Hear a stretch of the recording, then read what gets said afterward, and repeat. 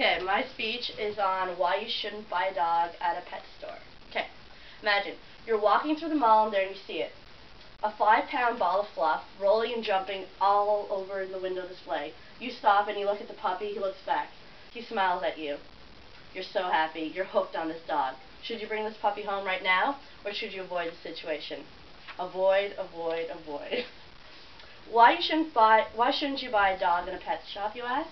The reasoning is that 99% of these dogs come from puppy mills. A puppy mill is a breeder more concerned with profit than the dog's health both physically and mentally. According to the Wisconsin Puppy Mill Project, most mills keep an average of 1,200 adult dogs and 400 puppies at any given time. The breeds range from 30 to 60 different kinds. Most of them are advertised as purebred, but most of the time they're just mixed. The average mill sells about 3,000 dogs a year at about $300 a pup. That's nearly $900,000 yearly. With minimum care being put into the dog, the cost of breeding are not high, so a large portion of this sum is yearly revenue. The living conditions of the dogs are far substandard. Most animals live in small wire crates, stacked on top of each other several stories high, with many puppies in one cage.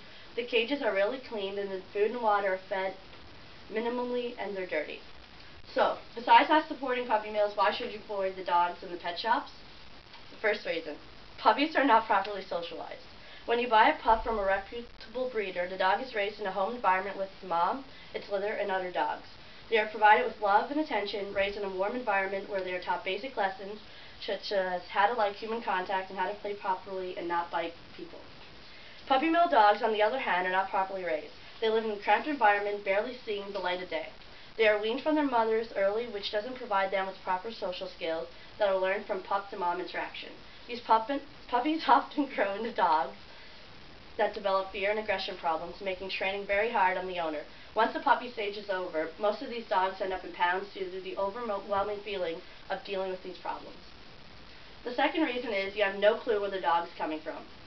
Sure, the pet from the shop may be able to say they got the breeder from so-and-so kennel, but what does that really mean?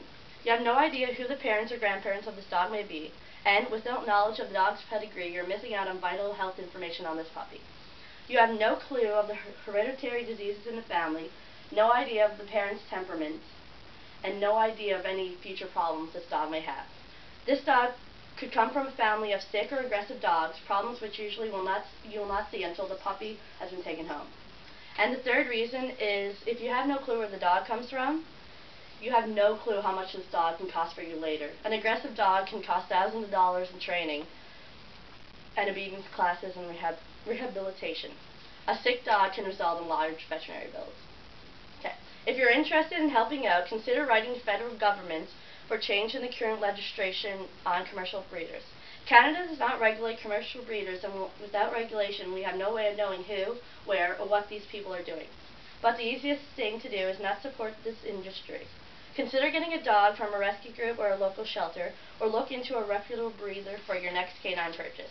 Remember, a good breeder will show you the mom, let you visit the dog for weeks before the purchase, help you throughout the puppy's life, and they care about the dog. They will screen potential owners to make sure the puppy goes into a good long-term home. So remember this, that doggy in the window may look cute, but in reality, he could cost you a lifetime of sorrow and loss.